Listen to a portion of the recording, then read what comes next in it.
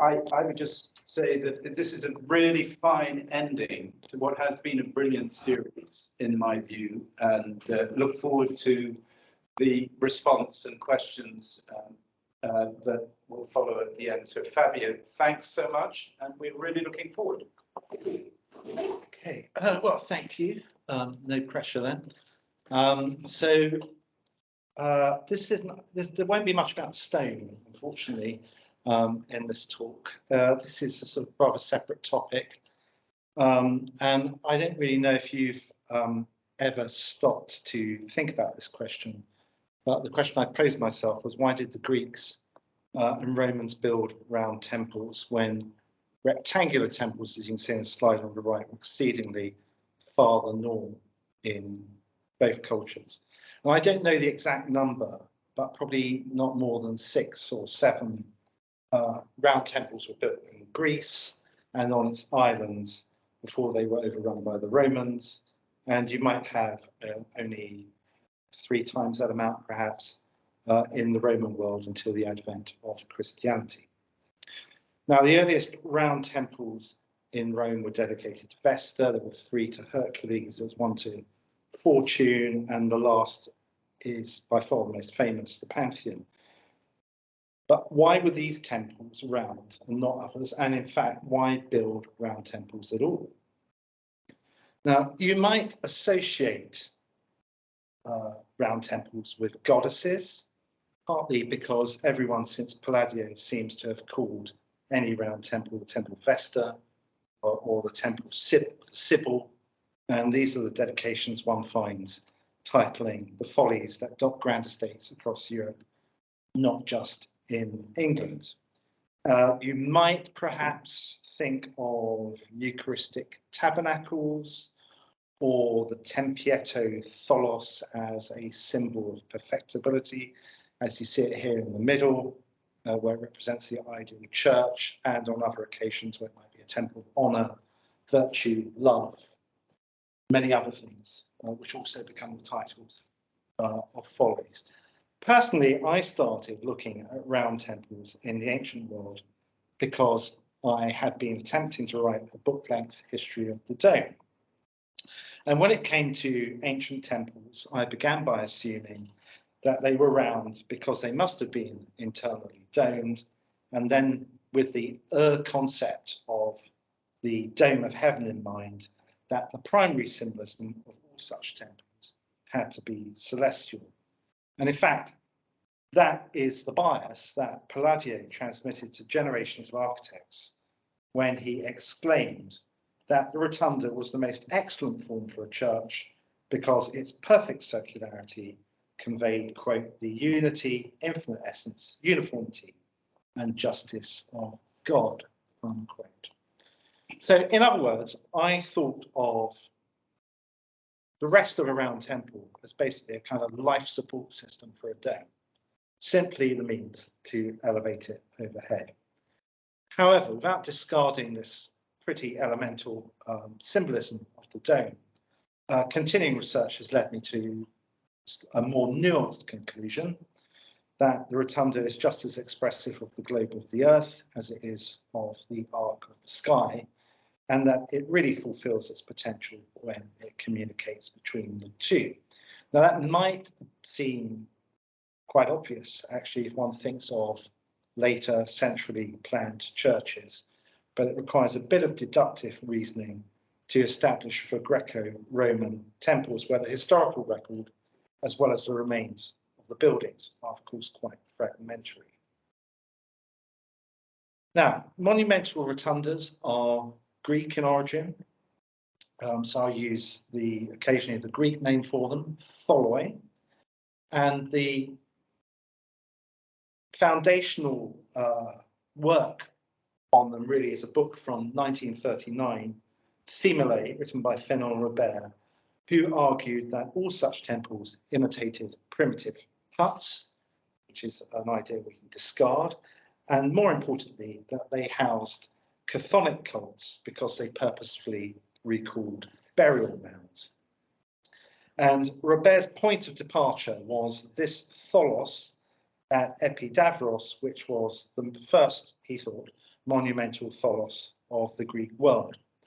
Epidavros was the great sanctuary of the healer god Asclepios, whom Zeus killed with a thunderbolt for raising the dead, only later to repent and make Asclepius a god too.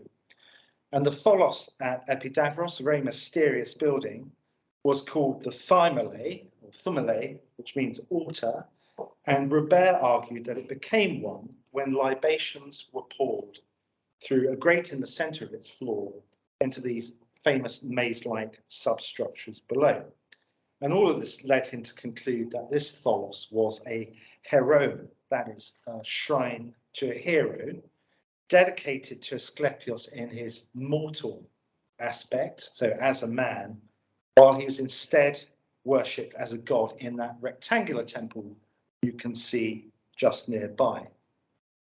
And in this light, later scholars have tried to identify other later following as hero shrines as well, like this quite famous one at Delphi, but without really turning up any evidence that is truly compelling. There is nonetheless a case to be made for linking tholoi with mound tombs and hero worship. The beehive tombs of the Mycenaean era, the Age of Heroes, were not sealed up after single burials, but continued to receive the bodies of other members of the clan.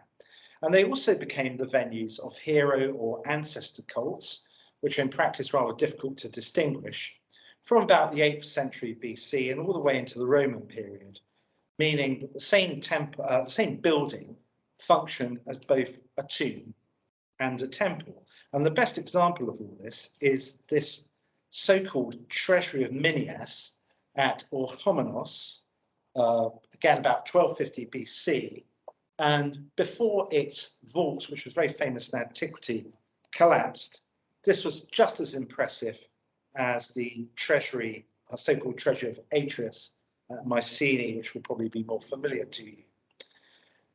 This, as you can see, if you look at the two images on the right, you'll be able to see a structure in the center, or just off the center of the tomb, and that's actually an altar and possibly a statue base of uncertain date, but at least a millennium after construction of the tomb. So this shows you this was open, was used for cultic purposes, and perhaps the center of the tomb was actually used as a shrine, whereas the chamber off on the side was maybe the only part used for burial of the defunct. It's not really known. However, both tombs, this and the treasury, so-called treasury of Atreus at Mycenae, were once studded with bronze ornaments, rosettes, stars, spirals, whorls, whatever, probably gilded, so that the environment would have been a cross between the underworld, so catabasis, going down into the underworld, and catasterism, that is, burial amongst the stars. Widespread ancestor worship and heroization quite probably influenced the much later philosopher fabulist Euhemerus of Messene, who around 300 BC taught that, quote, certain gods were eternal and imperishable, such as the sun, moon, and stars, but the others were terrestrial beings who had only acquired the status of gods because of their benefactions to mankind, unquote. And according to this theory, even Zeus himself was an ancient king, and he was supposedly buried on Crete, either in a mountain cave or a large tomb outside Knossos, which may therefore itself have been a beehive tomb. In Italy, the Etruscans certainly venerated, possibly deified their ancestors as well. And from the late Bronze and early Iron Ages, so around 900 BC, they borrowed this habit of building mound tombs from the Eastern Mediterranean, and two things happened. First, these tombs became not only places of burial, but also locations of the outdoor cult of the dead, And secondly, there was a slow architecturalization of the mound into a building. So you can find altars or conical and colossal capstones like this one found at Vetulonia directly over the burial chamber. And the design of the tombs became ever more sophisticated. So while we think of a tumulus as simply a mound over a tomb, at Cervetri, as you can see here, the mound tombs from the first half of the 7th century onwards preserve external ramps or steps that were used to reach at least the top of the drum, so the kind of horizon of the tomb, or maybe even an altar at the summit at which to commemorate the dead, perhaps on the anniversary of their burial or their birth, directly over the tomb below. And these tombs, using these tombs, may also have involved circumambulation. In this case, not around the crown, but in others, it's possible.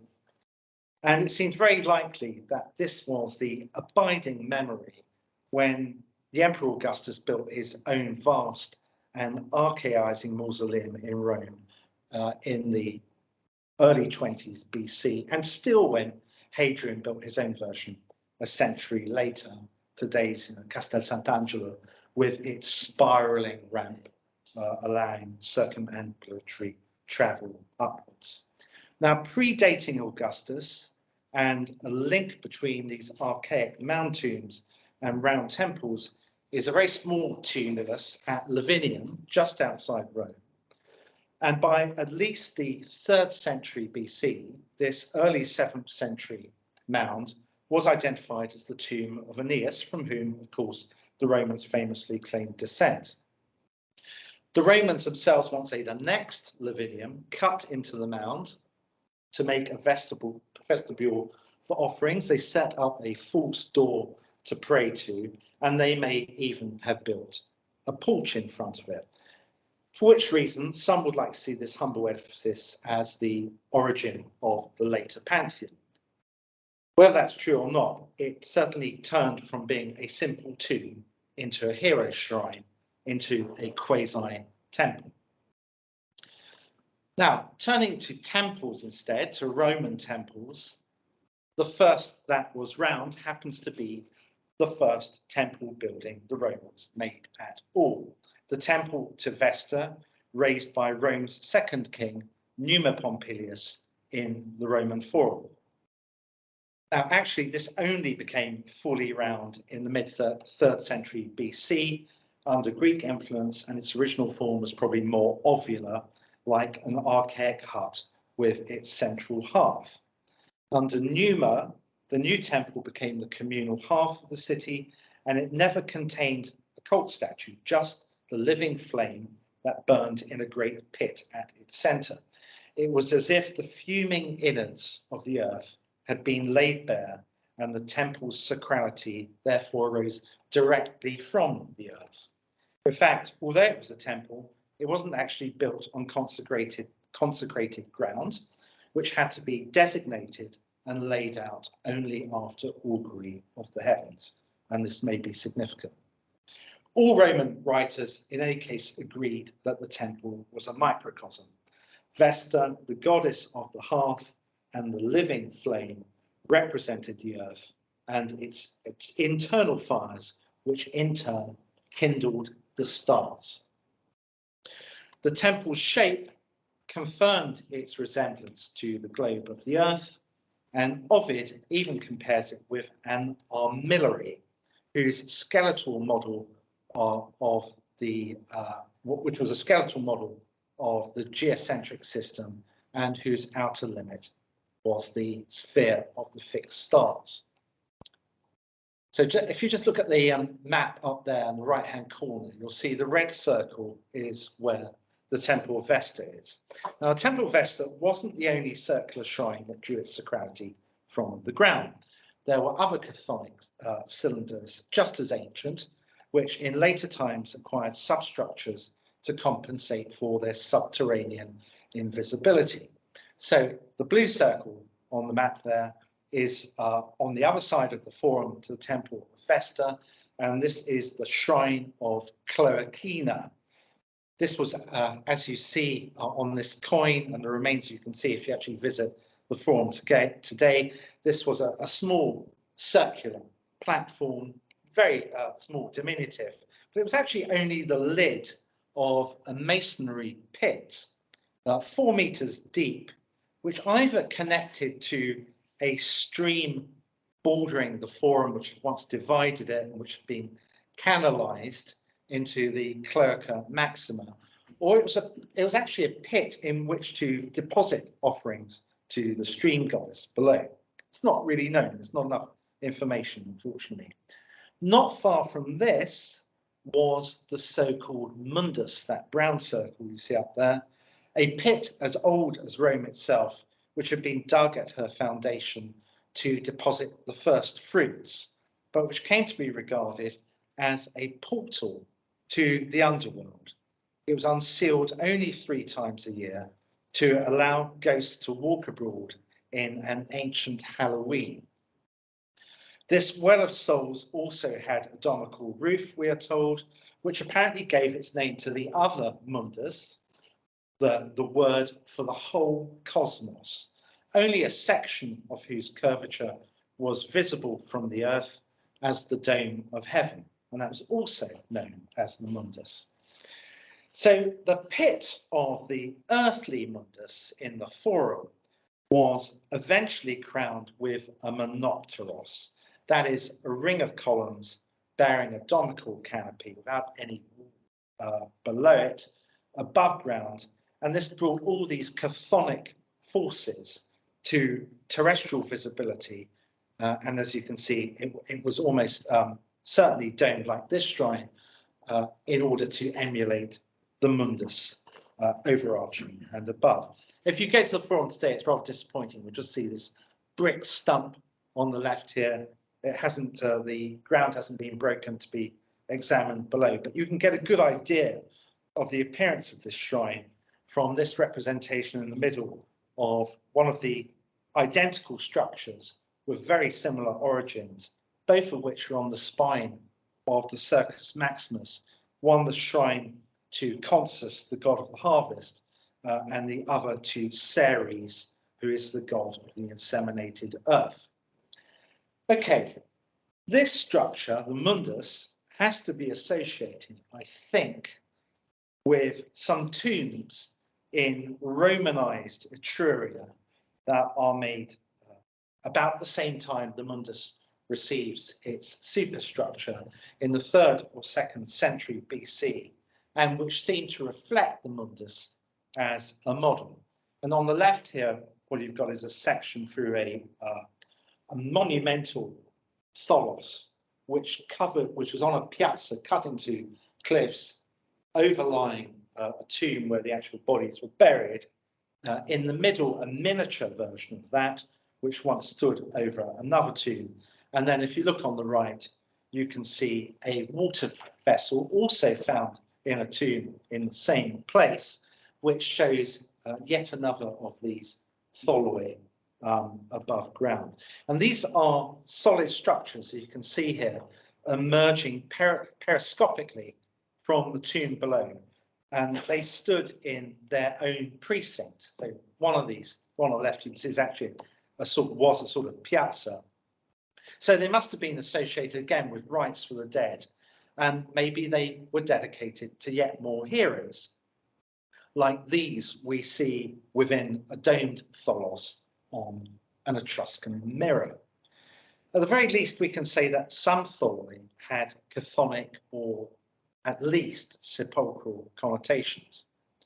Temples aren't tombs, but there's as blurry a line between them as between ancestors and gods, and the node from archaic times on came in the concept of the hero, the human that could become a god or maybe was born as a demigod. Now let me move forward and return to Greece. Moving forward, going back a century, to see what shape the influences from outside Italy took in Greece. And Macedonia is the best place to start because it's in northern Greece, it's more or less Eastern Europe, and had very good trade and cultural connections to Asia Minor and cultures still further east. In Macedonia, mound tombs were also the preferred form of royal interment, and some hero shrines in the form of the tholos also prospered.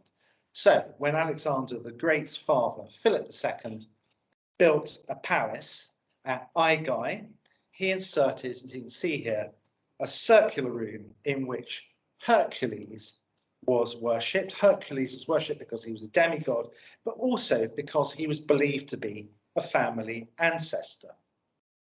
I think I'm probably related too.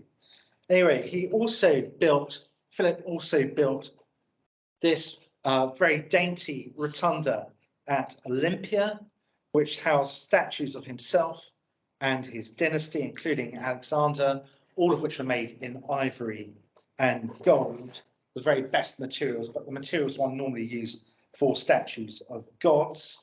And just to show you again where that building is situated, here it is. This, I call it dainty, but it's actually not a particularly small building, but you can see, nested amongst these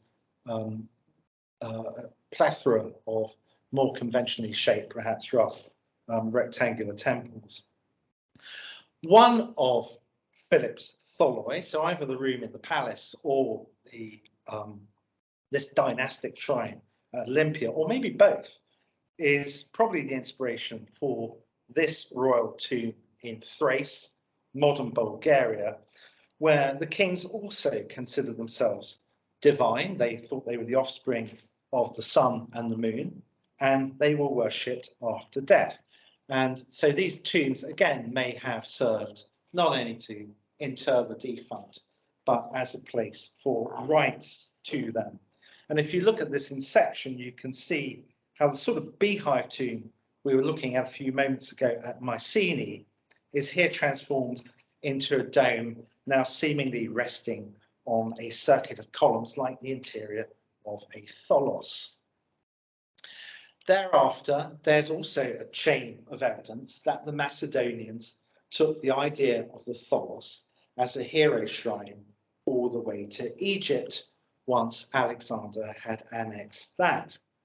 Because paintings from southern Italy, which everybody agrees, I think, copy Alexandrian models, show tholoi on whose pinnacles you can just about make out an urn, suggesting not only that they're tombs, but that the person commemorated there has been elevated to the skies. And here's another example which shows that this template was circulating. And whilst looking at this, I also want you to notice the pagoda-shaped roof, which was as common for the tholos, probably to cast rainwater, as were simple pitched ones. And one can trace, interestingly enough, a genealogy for this sort of superstructure back to mound tombs. And one can almost see the tumulus morph into the tholos in the process. So in Athens, it begins with setting water vases, which were presumably associated with ablutions for the dead, first over graves and then over mound tombs as they came to be used. Next, you can see the mound tomb is architecturalized into a cylinder, and in Macedon, it seems vases or urns were even raised on columns over these mounds. Next, in this tomb in the Peloponnese, you can see it, the base is actually squared off now, but it has this typical tholos roof, albeit a very spindly one. On and via Alexandria, as recorded in Campanian painting, this combination of the tholos with the vessel, whether it's a water vessel, an cinerary urn, or an ossuary, becomes widespread in the Middle East. for example, in this monument in Jerusalem, so-called Tomb of Absalom, which is actually a nephesh. That means it's a monument to the immortal soul. The body of the deceased is actually interred in the rock-cut tomb in the cliff behind. And then you'll find it all over Petra. And let me just zero in on the top of that so you can see that there's an urn on top of that capital there as well. And another monument, although there's no urn on it, the Mausoleum of the Julii at Glanum in Provence, shows you how, as in the last example at Petra, the whole tholos eventually gains giddy heights itself, presumably to become more architecturally the figure of apotheosis. Now, having said all that, let me turn to the round temples, the tholoi, built in Rome in the 2nd and 1st centuries BC. 3 of them were dedicated to Hercules, and one of these is still standing down by the Tiber. You've probably all visited it, or at least know it from photos, while another that stood 100 feet or so away was unfortunately destroyed in the 15th century, but we know its appearance from various Renaissance drawings when fragments still littered the site. Both of these round temples stood in the Forum Boarium, that is the cattle market, an area synonymous with Hercules because myth recounted that he had disembarked here and sacrificed one of the oxen stolen from Geryon and then recovered from the local monster Cacus.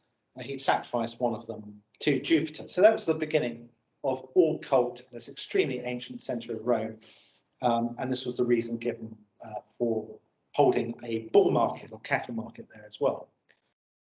Just as importantly, this forum was a staging post on the triumph of any victorious general who returned to Rome.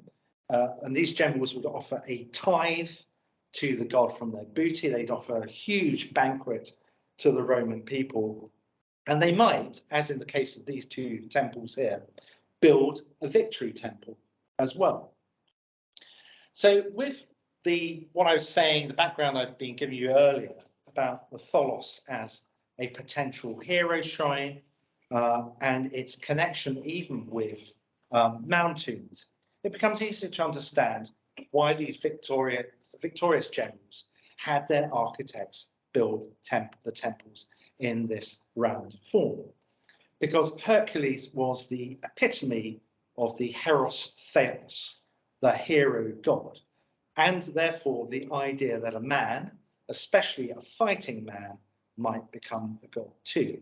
To build this temple was both an act of piety and it was a prayer for one's own eventual apotheosis, because Hercules had ascended to the gods and his earthly exploits were also memorialized in a constellation. And this brings me to the subject of domes, because so far I've talked about tholoi only from an external point of view. And what would have really topped off the capacity of the tholos to communicate between the globular earth and the spherical heaven was a dome.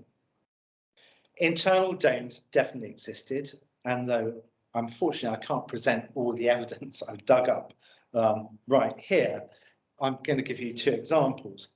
On the left is a coffered dome of a monopteros, so again devoid of a cellar wall, represented in a Pompeian fresco, and on the right is the choragic monument of Lysicrates in Athens, which is now an enclosed drum, but was originally built also as a monopteros, so with an open colonnade.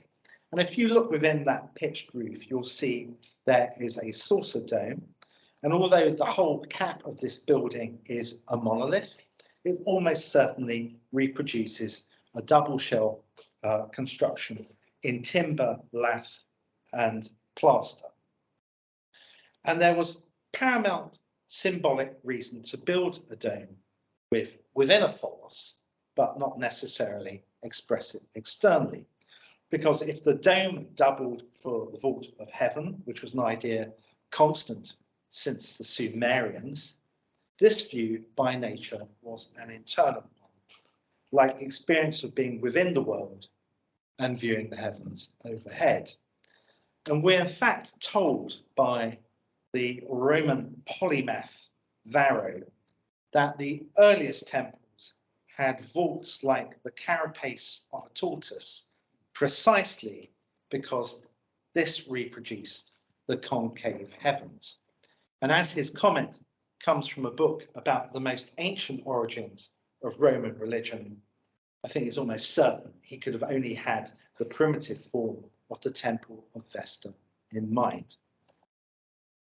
Now, how the domes in Tholoi were decorated is a matter really for informed speculation. The options range from cartographic to figural to architectonically abstracted. The dome of the Hadrianic Pantheon is an example of the latter, but its 28,000 coffers have also been related to the lunar calendar, and it's been argued, improbably I think, that they were studied with gilded rosettes to capture the firmament. The image of the velarium, the awning that protected theatres and amphitheatres from the elements, may have been used to intimate the tent-like sky, like a circus big top, which obscured from view the planets and outer heavens. Nonetheless, the heavens were unveiled every night to reveal the Milky Way and the constellations. These could be depicted cartographically in a star map or figuratively by personifying the constellations or the zodiac alone. The architectural dome already doubled for the heavens, and Greek astronomers had devised a celestial sphere, you can see on the right, on which to project the stars, as in an old-fashioned 20th century planetarium, concentric with the Earth. This made what we call outer space into a finite solid, the dome of heaven. Some domes might even recall the alignment of the stars on propitious days, and this is what I hypothesize for the interior of another of these Roman tholoi, the temple of Fortuna Huisque Dei that partly survives at the Largo Argentina. This is another victory temple, vowed before an incredibly desperate battle against some particularly fierce Celtic tribes. The dedication, which means to the fortune of this very day, were the general's very words before entering battle, and I hypothesize that the dome was painted to represent the constellations on the eve of what would become a fortuitous victory. On the left is a Renaissance example of such a dome. But what would we expect in a temple to Hercules? Apotheosis was especially pertinent, for which reason I'm showing you a watercolour of a lost vault in a much later temple of Hercules that shows the emperor Marcus Aurelius emulating the apotheosis of Hercules as he is carried aloft by an eagle through and beyond the band of the zodiac, upwards and onwards to the eternal revolutions of the unchanging planets. But Hercules wasn't just a street-fighting man. He was also a great civilizer who built roads and brought trade, and according to one tradition, it seems he was an astronomer as well. This is what we're told by a Romanized Greek in the 1st century BC, who retells Hercules' 11th labor, the one in which he carries the heavens on his shoulders while Atlas goes off to fetch the golden apples from the Hesperides. However, in the version told by Diodorus Siculus, this is just an allegory, because Atlas was a great astronomer who had discovered the celestial sphere, and it was therefore as though he carried the whole cosmos on his shoulders. It was really the burden of this knowledge that Atlas then transferred to Hercules, who then conveyed the theory to the Greeks. Now, we're in the home stretch now, so don't worry. What about the Pantheon? I imagine you want to know about this. It's the most famous of tholoi of them all.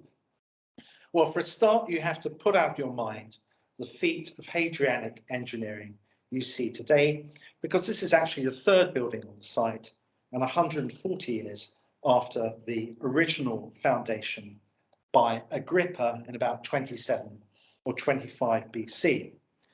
And what we know, really, it's actually firm, is that the original building occupied the same footprint as the Hadrianic reconstruction. It apparently had a portico in front, but the encircling wall of the rotunda was only about 1 meter high, which is very perplexing and has led to some really unsatisfactory reconstructions.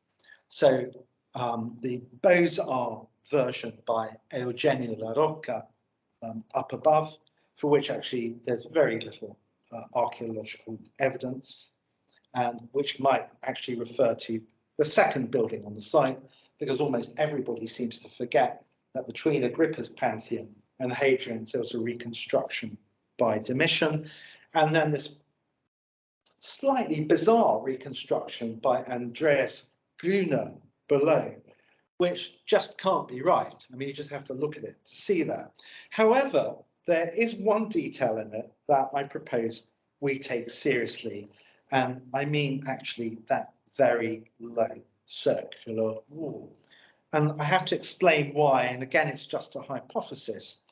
If you trawl Roman histories, you'll find that before the Temple of Vesta, there were apparently no built temples. Romulus had only dedicated altars, and these stood within Templar precincts, that is, fenced in consecrated grounds that were open air and looked directly at the stars. This is because, as Varro and others tell us, the very first Romans had worshipped the forces of the cosmos through direct observation alone, meaning they observed the commotion of the stars in the heavens. There were no gods with names and bodies, therefore no idols, and no need to build temples for them either. The relevance of the building we know as the Pantheon, the temple of all the gods, to this theory depends on another hypothesis. Filippo Corelli argues that the Pantheon stands on the exact spot known as the Marsh of the Goat, where Rome's founder Romulus had disappeared in a fog whilst holding court. Once the fog cleared, he disappeared, and it was judged that he had ascended to join the gods, where he took on the new name of Quirinus. And according to Corelli's theory, Agrippa founded the Pantheon on this precise spot to memorialize this event.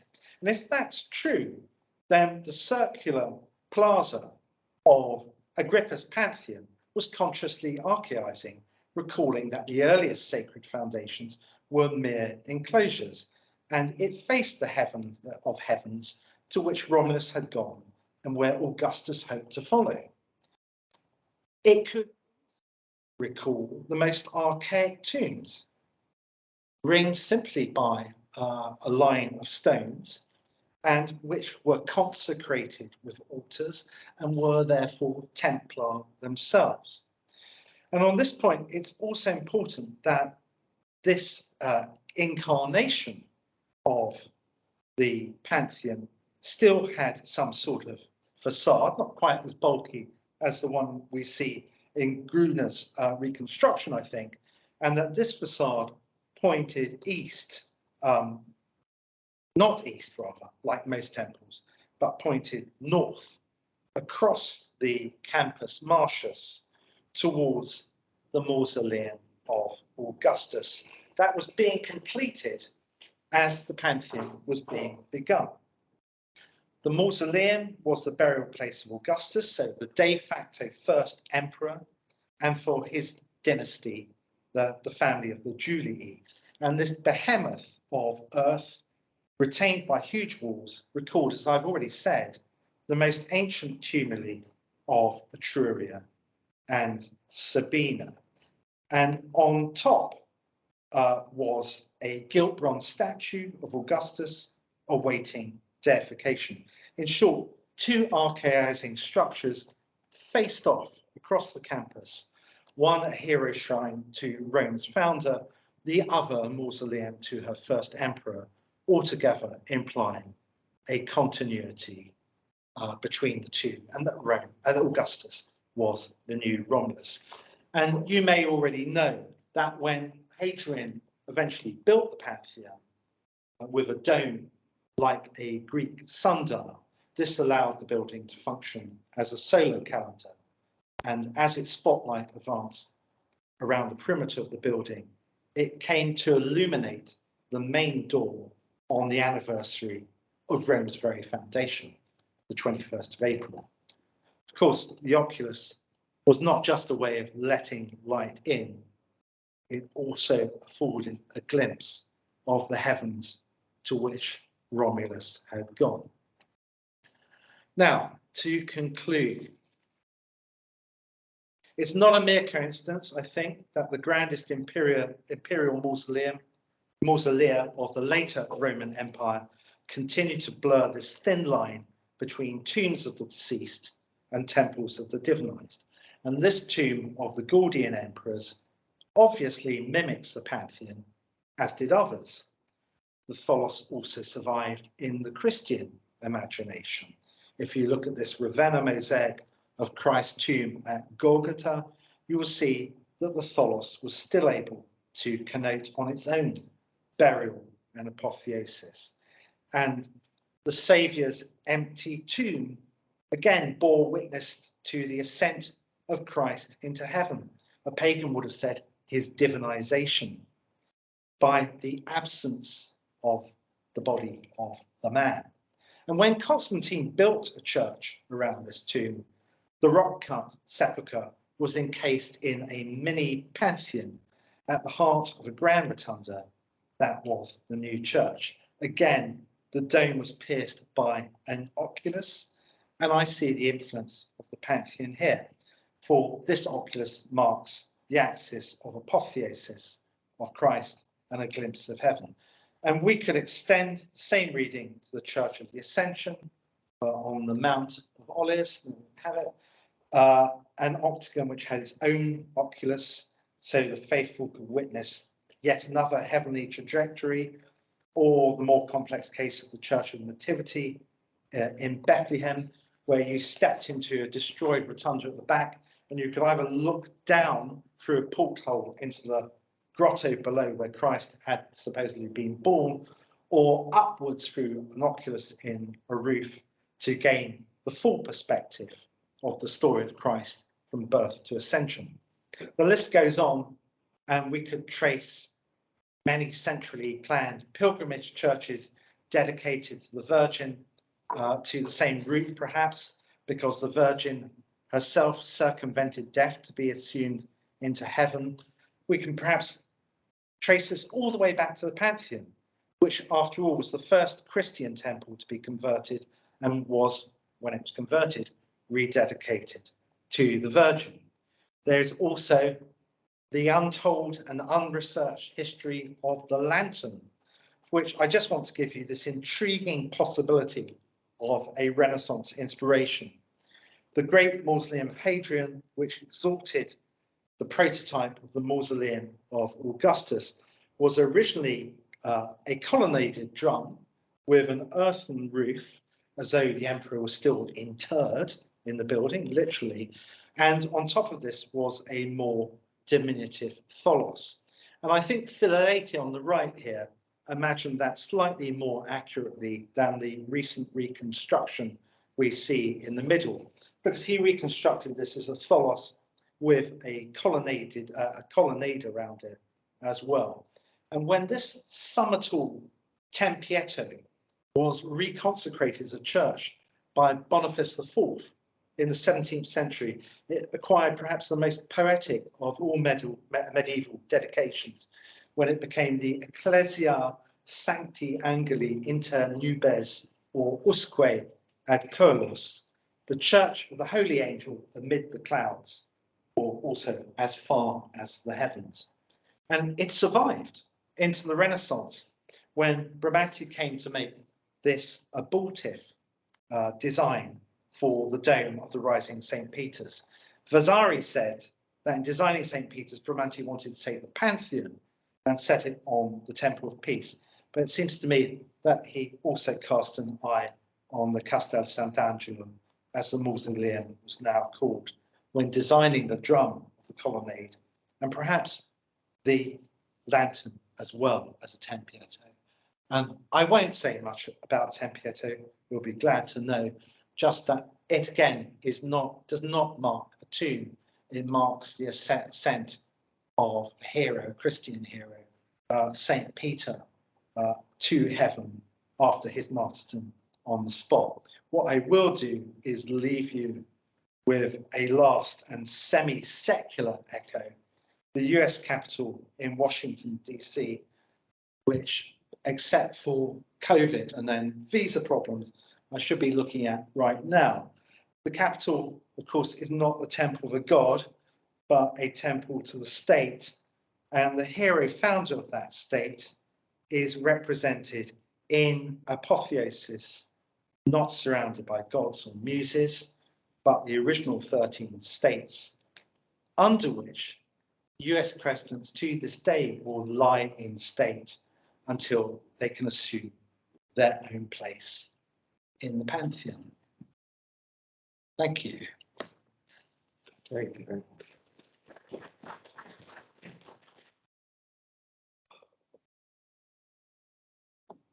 Well, thank you, Fabio. That was a blinder. Wonderful. So, can I see hands, please? Stunned silence. I've got a quick question. You didn't talk about numerology much, and there's a difference between the 8 and the annular. Is there any sense of what or when people used different numbers of columns around the Thomas? Well, the number of 8 being the number of resurrection, you mean? Yeah, that's a Christian numerology. So Yes, that's my question. I'm not sure of a pagan equivalent, although of course the Pantheon is Pantheon has, well, they're quarters, and of course when you start doubling up, you get to 8 and then 16. So the round temple I showed you, which has disappeared from the Forum Baron, was a 16 columned Tuscan temple, as is the Tempietto by Bramante. So with the Tempietto by Bramante, which where you get the 8 inside, is the 4 doubled in, and you get the 4 evangelists and so on. There probably really is, concerted effort and numerology. Trying to find that with pagan structures is a little more difficult beyond going with quartering. So the 4 winds, the 4 elements, the 4 compass points, etc., etc., etc. So, I mean, I'm basically looking at pagan stuff here, but thereafter, yes, baptistries and so on. Of course, it's all the way through. To do with Plato's lambda. So, You have the advantage on this. well, the relationship between creation from the point to 2 to 4 to 8, which is the part of the lambda that he talks about in terms of creation. I mean, it may be. I haven't. It's not transpired from anything I've been looking at so far, but I'll bear it in mind. Nicholas Temple, please. Hi, Fabio. I really enjoyed your talk. It was really interesting. But I've got a really not a kind of observation, I suppose, that relates to your description, which I thought was really quite exquisite. Globular Earth and the celestial dome. This question of the connection between the chthonic, if you like, and the celestial, and the way that certain kinds of structures, circular structures, are created and articulated. But I'm just kind of interested in, I guess, from my interest, my background in the study of baptistries, and this question of the hemeristic notions of, you know, mortals becoming immortals or immortalized, and to what extent this notion, the necessity of burial as a kind of precondition of this immortalization or some form of sacrifice, and how that actually is manifested in this transition that you describe between globular earth and celestial dome. And I'm looking at it, reminds me, of course, of taking this ancient model into the early Christian period, like martyria, and of course the baptistry, where of course this issue of burial is absolutely key to understanding the symbolism of baptism, versus the idea of martyrs sacrificing themselves and being immortalized, or at least immortalized through their memory and through their canonization.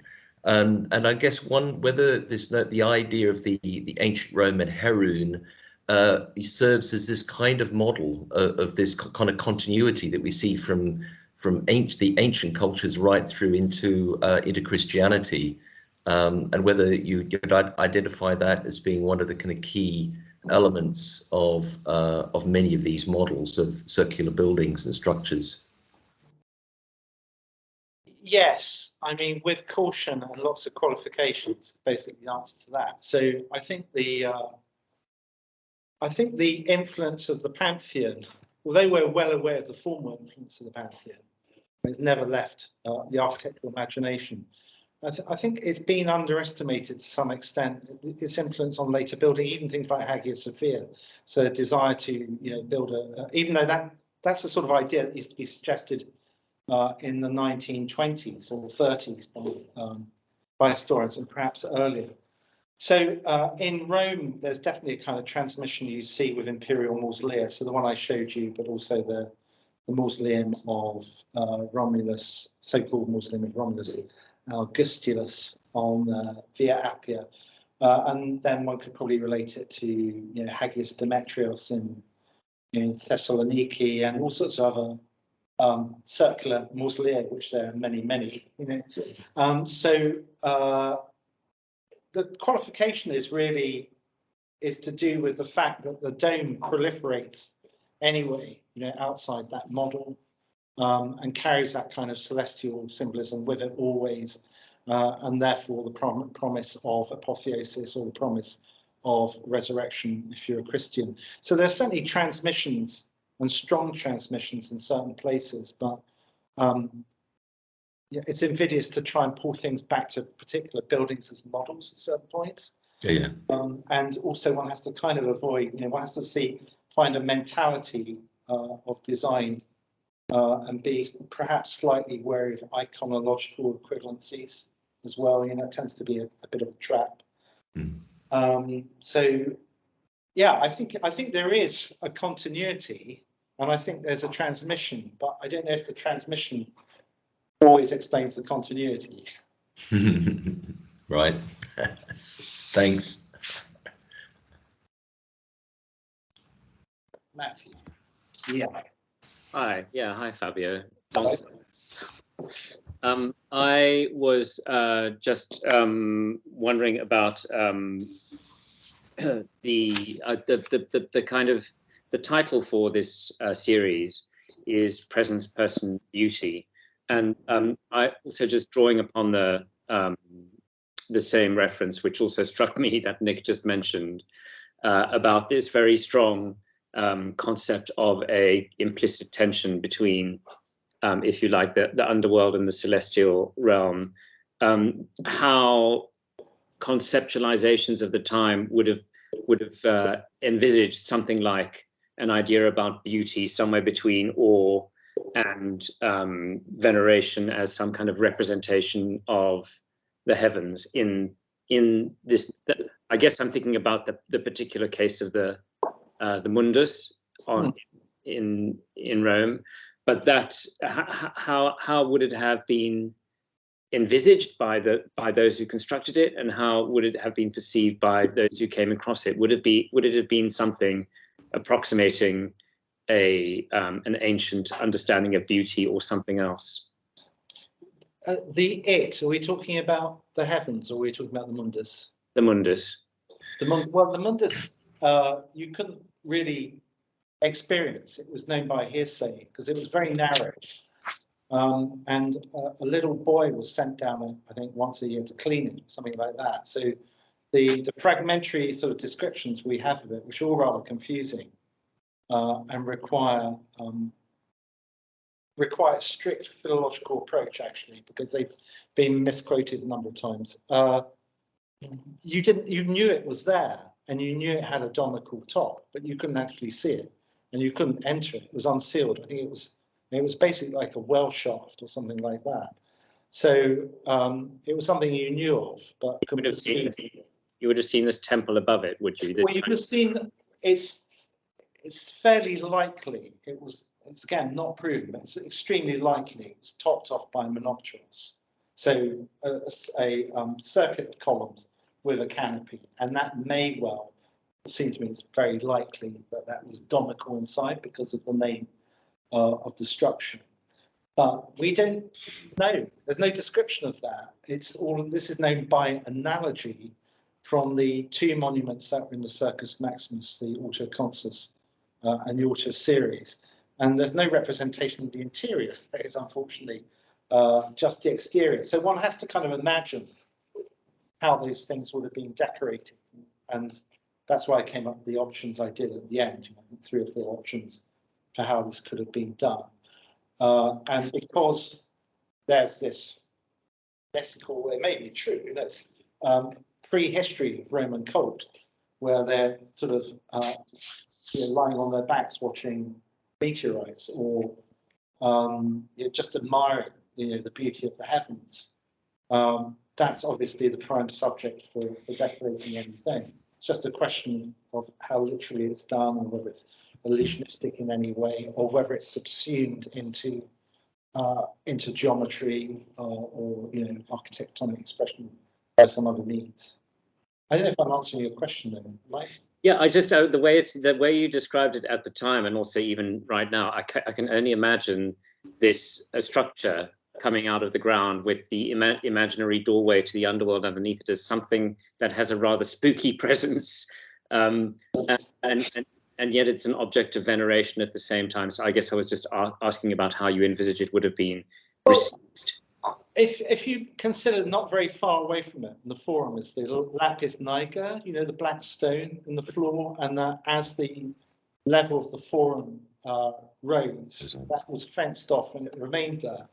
And it remained there as a spooky presence. I mean, it was specifically fenced off just to underline the fact that you couldn't step on it. And very soon, people didn't even know why they couldn't step on it. It's just something that was nefas. That was, fair important. So so it was a spooky presence, yeah. But ancient religion does involve not just awe, but also terror, I think. Thank you.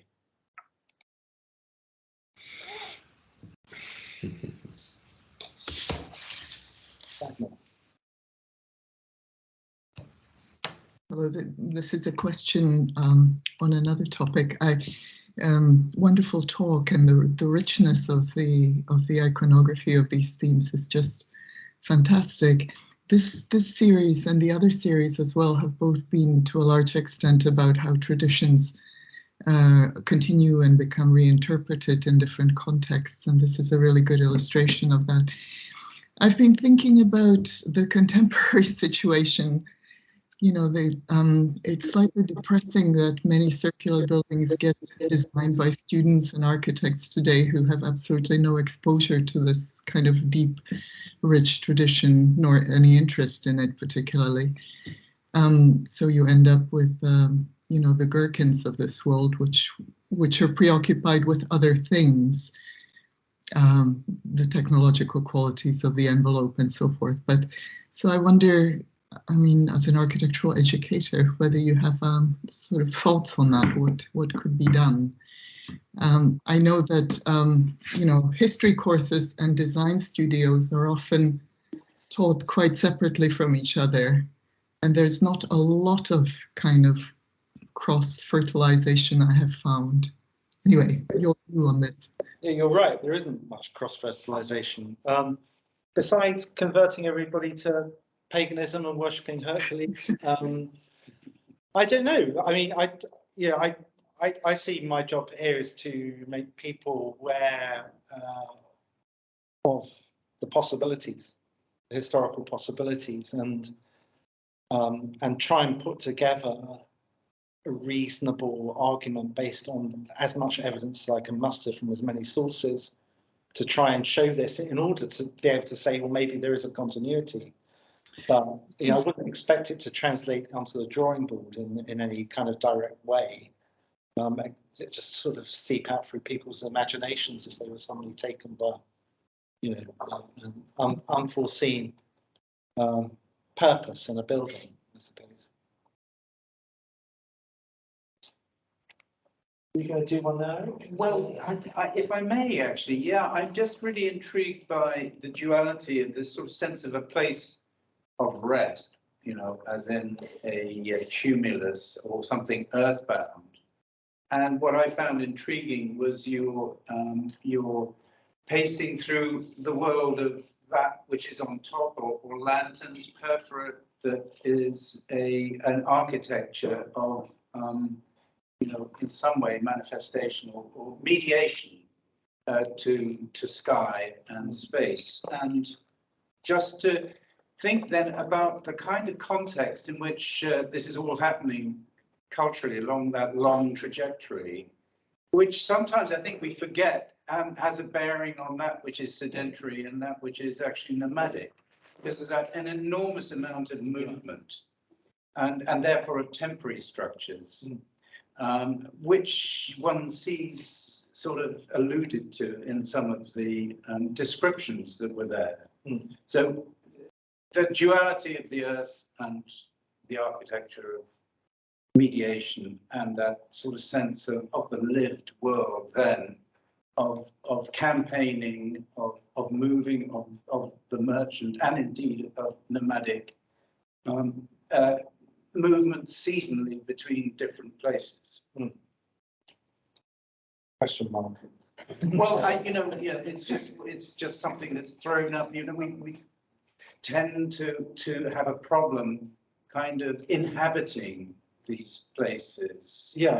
Because they're all static, they're all remnants, they tend to be barring the light in the pantheon somewhere else. Yeah, well, these are monumental examples, and they are petrifications of structures that were ephemeral, and the Romans believed that. They talk about the primitive huts, which they're also rebuilding, like Romulus and Alpha, or the Capitoline, so they kind of cherish their origins in a fragile architecture. But also these domical buildings. Domical buildings are in one material or another, but just about everywhere in the world. And some of those actually are the yurt, exactly. But not only the yurt, the wickiup, and the wickiup, which I have been reading about a little bit, also has a kind of cosmic symbolism. And you find similar rites of circumambulation around those as you do with circumambulation again, it's a sort of global practice because it's kind of mimicking the movement of the planets over there. So you find them stupas, you find them wickiups, you find the Roman tombs, you find the trust movements and so on. So there's all sorts of connectivity between these things that arguments one can make globally. So this intuition effect, I think if I'm reading correctly, we could be here for several hours talking.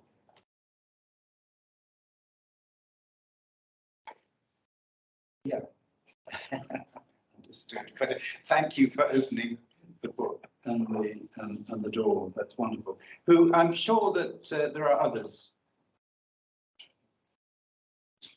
Oh, here we go. Oh, there's Peter. Peter. Am I audible? Yes. Yes. Thanks very much, Fabio. That was terrific, and I really like the hypothesis of which you conclude. It occurred to me that there's a real conceptual leap between Earth as something like, Merleau-Ponty would call it, or Husserl, or, that which nurtures the crops and in which Persephone would disappear and so on and so forth, and Earth as a globe. And a lot of your examples or slides seem to come from the 4th century. And I was wondering if, in fact, the kind of thing that we are constantly chatting about, i.e. Hellenistic representation, and the degree to which it becomes perspective is the basis for something like a conceptual leap of that kind, i.e. once it's something like a picture plane is in place, it's possible for things to be a concept as well as drama, so on and so forth. And whether the archaizing that you refer to isn't, or rather than get into that, whether what we're talking about isn't sort of iconographic analogy so much as a vehicle by which communication between earth, heaven is possible, rather than explicit representations of earth, heaven. I'm not so sure of that, because I think something like the Etruscan burials are a kind of representation of earth, but they're also obviously dwellings. I mean, they're clearly houses inside there. And the one next to the one you showed with the delightful shot of Pele, who I see off to the left there. By the way, Eric, I love your haircut.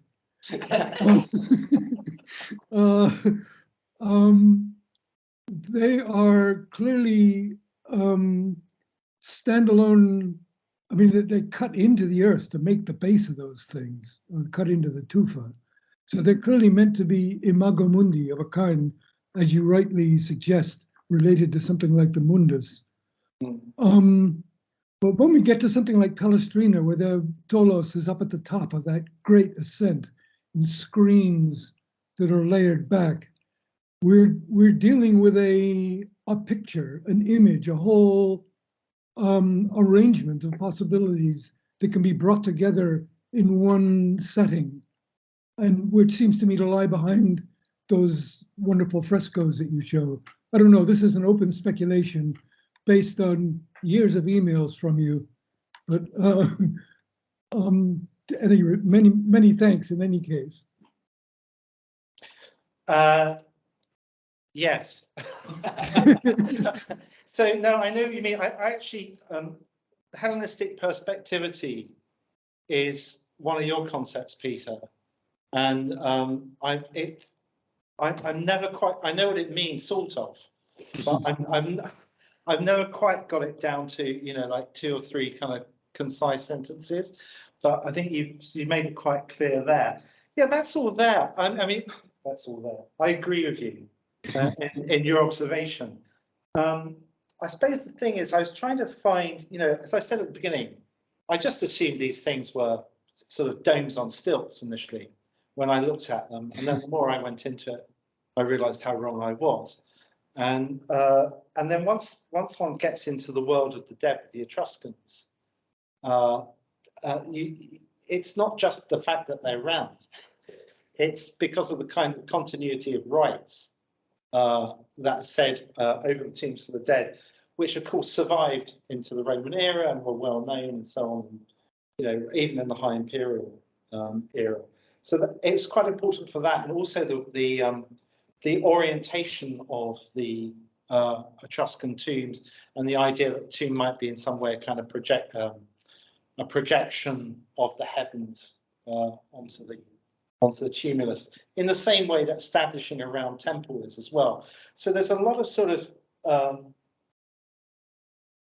there's a lot of kind of armature underpinning to the meaning of these things, which is to do with their inauguration and a whole series of kind of ritual associations, if ritual is the right word, before you even get into framing them.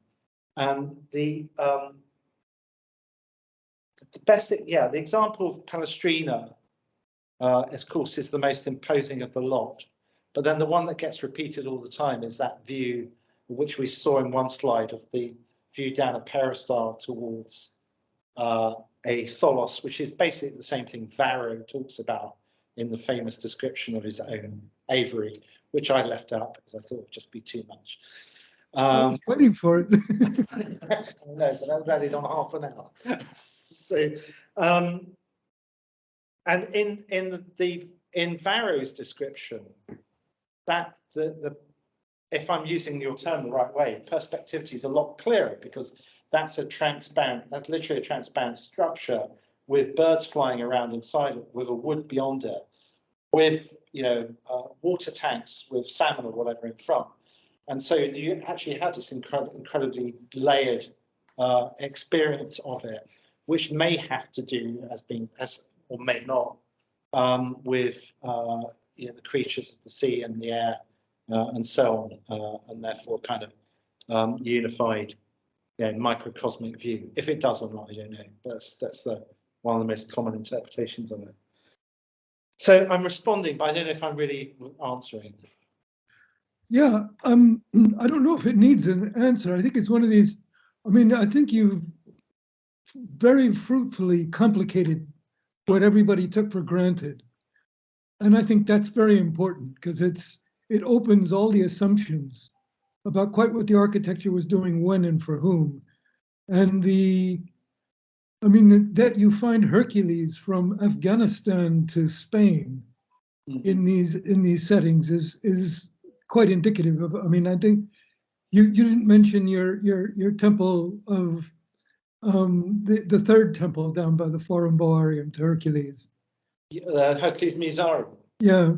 Yeah, that was valid on about an hour, I think. Yeah. No, I mean, I look forward to this. I was just, what I was probably interested in was the degree to which the conceptual leap that seems to be possible once you get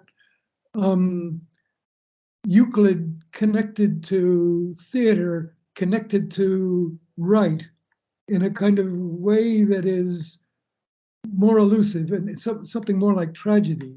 That's part of your death scene that you get in those frescoes as a kind of package. And yet it retains the early stuff relating to earth, relating to settlement, relating to house as locus for orientation. And it was just a little. I noticed in your slides how often the 4th century came up, the 4th and 3rd century, and it's like that's when this motif could get crystallized as this movement between a living tradition and a concept. I mean, maybe. No, I don't have a problem with it. I was actually just thinking about the stuff I was reading this morning, which complicated it still further, and the sort of stratigraphy of even earlier Etruscan tombs, where in northern Etruria, these sort of late Bronze, early Iron Age tombs, Villanovan tombs, the round, because they're not all round. The ones that are large, monumental round, more often than not have actually a hut urn in the middle of them. So they are, so that's I think the suggestion is that that's the headsman's hut in the village, and then there's the not only is the mound capable of some kind of cosmic reflection, but it's also the kind of the clan basically, and then some of these tombs you'll find people buried within the perimeter, but not at the center, and so on. And I'm kind of wondering about the connection of that with late Republican culture, not just in terms of continuity, but also in terms of self-conscious archaism revival, because the period in which these buildings are being built under Augustus is the period in which Varro is just getting his last of his 100 books out or something. Vitruvius is writing about the origins of architecture, and there's a thriving antiquarian culture, which I think that's an important point. I think the historicism is different from history, is different from tradition. Yeah. And that kind of historicism comes with the perspectivity. That's Hugh Hemmer's date. I mean, Any rate, terrific, great. I don't know this stuff you were just talking about. You'll have to send me a link. That sounds really interesting. You mean the urns? What is that? Oh, what's that? One there. What's that? Could you bring it closer? Just about. I'll have to include that. Very good. I think if I could, I just you know, in the absence of other hands at the moment, it does seem to me that I have an image in my mind of a photograph I'm sure I've seen of a boiler-clad young Rome scholar called Peter Carl peering over the edge of the oculus at the Pantheon on the one hand. And I have in my hand Fabio's wonderful book, Painting in Stone, which has just a very wonderful and simple dedication for Peter Carl. And that dialogue we just witnessed is part, I believe, of an amazingly creative communication over a period of probably 30 years, which I think has been an incredibly profound one. And thank you, Fabio, hugely for your presence and the beautiful seminar you've given us. Thank you so much. Thanks for hosting.